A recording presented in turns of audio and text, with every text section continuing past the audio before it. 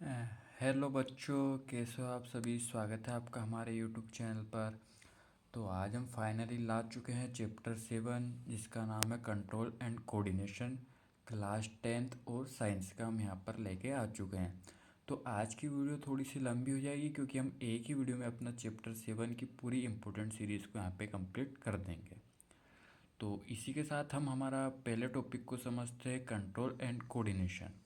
तो कंट्रोल, पहले तो हम चैप्टर का नाम समझते हैं, कंट्रोल एंड कोऑर्डिनेशन मतलब नियंत्रण और कोऑर्डिनेशन, मतलब एक साथ मिलजुल के सब कुछ अपना ऑर्गन वगैरह काम कर रहा है या नहीं। मतलब सबसे पहले हम समझते हैं कंट्रोल एंड कोऑर्डिनेशन।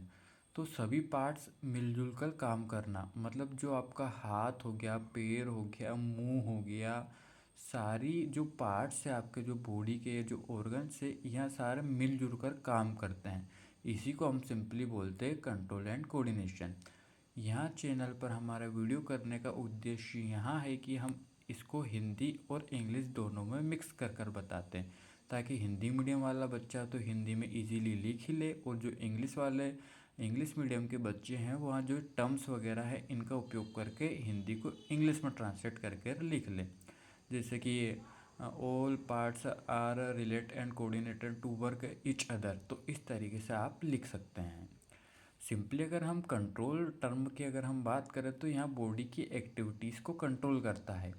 कंट्रोल की अगर हम बात करें तो नियंत्रण करता है, मतलब जो आपकी बॉडी से, जैसे कि आपको 2-3 छींक आई और फिर ख़त्म हो जाती, उस तरीके से एक्टिविटीज़ को मेंटेन और कंट्रोल करने का काम करता है। यहाँ भी आपकी बॉडी में बहुत ज़रूरी है, अगर यहाँ नहीं रहेगी तो आपको छींक आती ही रहेंगी। तो इस तरीके से हम मेंटेन करके सारी चीज़ को रखता है। कोऑर्डिनेशन टर्म की अगर हम बात करें तो यहाँ जो टर्म रहती है ऑर्गन के बीच प्रॉपर कनेक्शन बनाती है, जो आपके ऑर्गन्स हैं। जैसे कि ये डायग्राम पर हंसना मत ये मैंने आपको समझाने के लिए ऐसे ही बना दिया था। तो सिंपली यहाँ इसकी आइस है, हैंड है, फुट है, या ये सड़क है। आप मान लेना डायग्राम मैंने सिर्फ ऐसे ही बना दिया, वरना आप कमेंट करो सर आपको डायग्राम बनाना नहीं आता। ये सिर्फ समझाने के लिए मैंने डायग्राम बना दिया है। जैसे कि आप देख सकते हैं, आइस हो गया हमारा, हैंड हो गया, फुट हो गया, मतलब ये प्रॉपर वर्क कर रहे हैं। जैसे चलते टाइम हमारा पैर एक पीछे जा रहा है, एक आगे जा रहा है, एक हाथ पीछे आ रहा है, एक हाथ आगे जा रहा है। अपनी आइस प्रॉपर काम कर रही, प्रॉपर जो झपक रही, मतलब फ्लिप हो रही वो, और सामने देख पा रहे हैं। मतलब कुल मिलाकर इसका मतलब ये है कि जो आपके बॉडी के ऑर्गन्स और जो पार्ट है वहाँ सारे मिलजुल कर काम कर रहे हैं। इसी को हम कंट्रोल एंड कोऑर्डिनेशन बोलते हैं। नेक्स्ट अगर हम टॉपिक की बात करें तो नर्व सिस्टम की बात करें, यहाँ भी बहुत इंपॉर्टेंट टॉपिक है। नर्व सिस्टम की अगर हम बात करें तो फास्टेस्ट कंट्रोल सिस्टम है, मतलब सबसे सक्रिय कंट्रोल सिस्टम है पूरे आपके सिस्टम में से। और इसका होना भी एक इम्पोर्टेंट रोल निभाता है, ये भी आप लिख सकते हो, it is an important role nerve system in human body. तो बॉडी का जो पार्ट्स है, और बॉडी का ही पार्ट्स है आपका नर्व सिस्टम। सिंपली अगर हम 3 स्पेसिफिक ऑर्गन्स की बात करें तो ब्रेन हो गया, स्पाइनल कोड हो गया और नर्व्स हो गया। तो ये सारी चीज़ें भी आप इसमें लिख सकते हो। It is involve in 3 terms या 3 divisions, brain, spinal cord, nerves.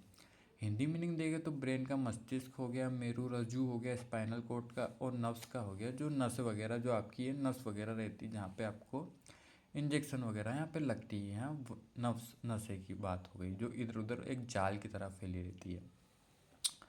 Brain के अगर हम पार्ट्स की बात करें तो आपने हिंदी में पढ़ा हुआ अग्र मस्तिष्क, पश्चिम मस्तिष्क, मध्य मस्तिष्क। तो यहाँ सारी सिंपली हमने इंग्लिश में लिखा है, fore brain, mid brain, hind brain. तो फोर ब्रेन की अगर हम बात करें तो इसका सोचने का काम होता है, मतलब सोचने को इंग्लिश में थिंकिंग बोलते हैं। मेमोरी वगैरह जो आपकी इंटेलिजेंस, ये थोड़ा कट चुका है, इंटेलिजेंस वगैरह आप इसमें लिख सकते हो। मिड ब्रेन, मध्य मस्तिष्क की अगर हम बात करें तो ये जो आइस, ईयर्स, इससे रिलेटेड रहता है, मतलब इसको मूवमेंट करवाता है। यहाँ पे ये मूवमेंट करवाता है, मूवमेंट करवाने का काम करता है।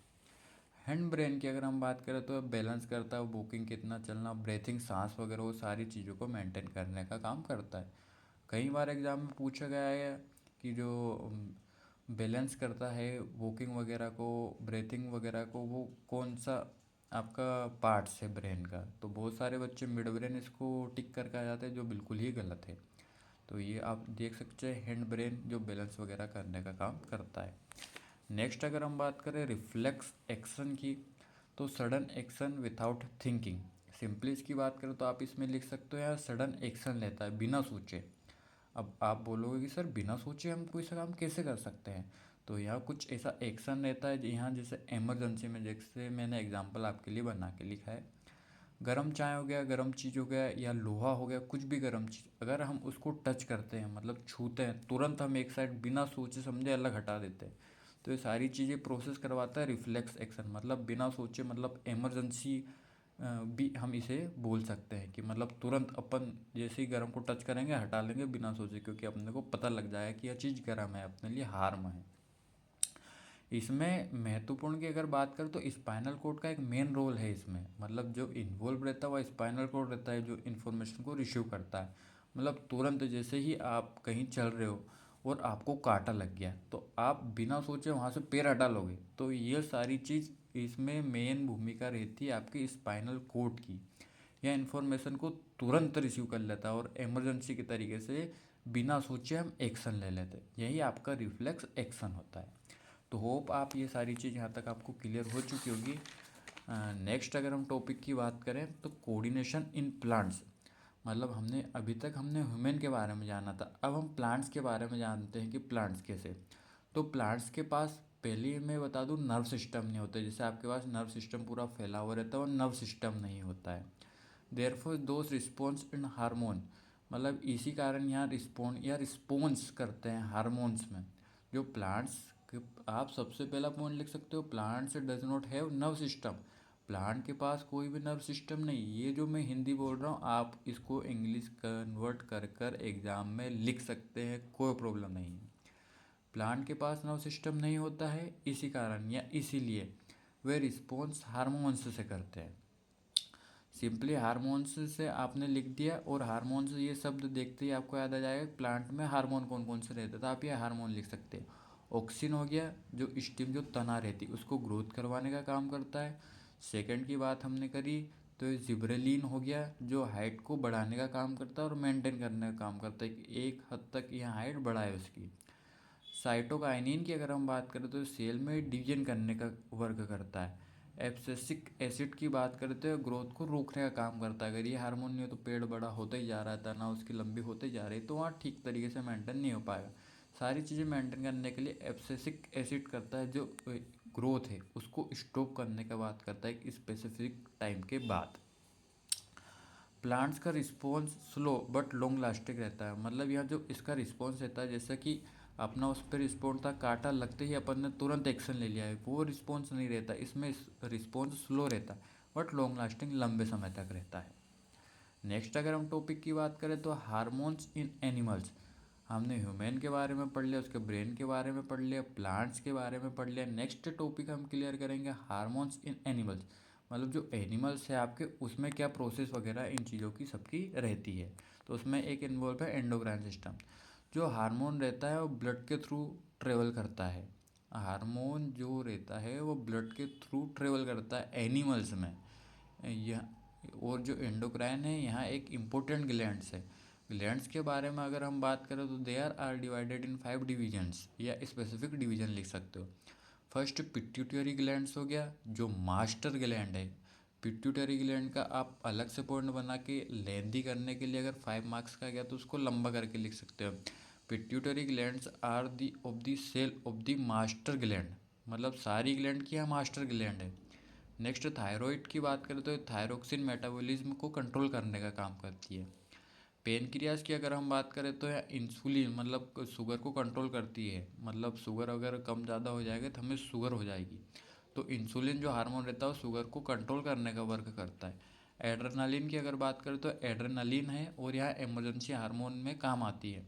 जैसे कि मैंने आपको एग्जांपल दिया था कांटे वगैरह का दिया था, गरम का दिया था, और कभी आपने देखा होगा वीडियोस वगैरह में वो लड़ाई हो जाती है और बोलते ना एड्रेनालिन हार्मोन, या वही हार्मोन की अगर बात करें या इमरजेंसी हार्मोन है, मतलब ये अंदर से वो आजकल चला है ना क्रेज चला है हो रहा है एड्रेनालिन ये वगैरह, तो ये हार्मोन से एड्रेनालिन वही है इमरजेंसी हार्मोन से। फिफ्थ पॉइंट की अगर हम बात करें तो यार टेस्टिस एंड ओवरी है, मतलब सेक्स हार्मोन वगैरह में काम करता है, मतलब प्रजनन वगैरह में भी यहाँ बहुत महत्वपूर्ण भूमिका निभाता है। It is an important role in sex hormone are involve in testis in ovary. Testis मतलब रहती है दोनों में है आदि आदि, पर मेन काम इसका रहता है फीमेल्स में, ओवरी वगैरह। ठीक है। इतना क्लियर हो गया होगा होप आप सभी को। नेक्स्ट और लास्ट टॉपिक की बात करें हम तो यहाँ आपका नर्व्स कंट्रोल और हार्मोनल कंट्रोल। नर्व्स कंट्रोल की अगर बात करें तो फास्ट रिस्पॉन्स करता है, जैसे कि हमने पिछले टॉपिक में पढ़ा था। हार्मोनल कंट्रोल की बात करते तो यह स्लो रिस्पॉन्स करता है और इसको स्लो ही ट्रीट करते हैं हम। जैसे इनफर्टिलिटी का अगर कोई ट्रीटमेंट चलता है तो यह स्लो ट्रीट होता है। नर्व्स कंट्रोल की बात करते हो शॉर्ट इफेक्ट देता है या लॉन्ग इफेक्ट देता है, या नर्व्स रहता है इसमें ब्लड रहता है, ब्रेन एंड स्पाइनल कोड रहता है और इसमें इन्वॉल्व एंडोक्राइन ग्लैंड्स रहता है। आप इसको डिफरेंस में भी लिख सकते हैं, 5 नंबर में आए तो सारे पॉइंट्स मिला के लिख सकते हैं कि it is a fast response करता है और इसके मुताबिक हार्मोनल स्लो रिस्पॉन्स करता है। तो नेक्स्ट में अगर हम बात करें आपके important exam point of view के इससे देखते हैं तो आप डिफरेंस देख सकते हैं। जैसे कि यहाँ पहला आपका डिफरेंस हो चुका है नर्व्स कंट्रोल और हार्मोनल, इसमें आपको डिफरेंस वगैरह आ सकता है। मैंने वीडियो इस तरीके से बनाया है कि अगर आपको कोई टॉपिक आता है तो आप पूरा टॉपिक वाइज लिख सकते हो, या अगर आपको डिफरेंस आता है किसी चीज़ का तो आप डिफरेंस लिख सकते हो। हार्मोन्स फंक्शन की अगर हम बात करें तो जो आपको मैंने पहले ही बता दिया, हार्मोन्स फंक्शन जो एनिमल्स वगैरह जिसमें भी आए आप उसको बड़े इजीली लिख सकते हो। रिफ्लेक्स एक्शन का आप डायग्राम जो ये स्क्रीन पे शो हो रहा है इस तरीके से आप बना सकते हो। एंडोक्राइन लाइन डायग्राम जिस तरीके से स्क्रीन पे शो हो रहा है आप इस तरीके से बिल्कुल बना सकते हो। होप आप इस डायग्राम की प्रैक्टिस कर लें। और ये जो भी इम्पोर्टेंट सीरीज और टर्म्स थी वो मैंने आपको एक ही वन शॉट वीडियो में क्लियर कर दी है। और अगर आपको ये सारी चीज़ें कंफर्म हो गई और किसी भी प्रकार का डाउट हो तो आप कमेंट कर सकते हैं, और भी प्रीवियस वीडियो हमने अपलोड कर दी है 6 चैप्टर तक, आप उनको कंप्लीट कर सकते हो।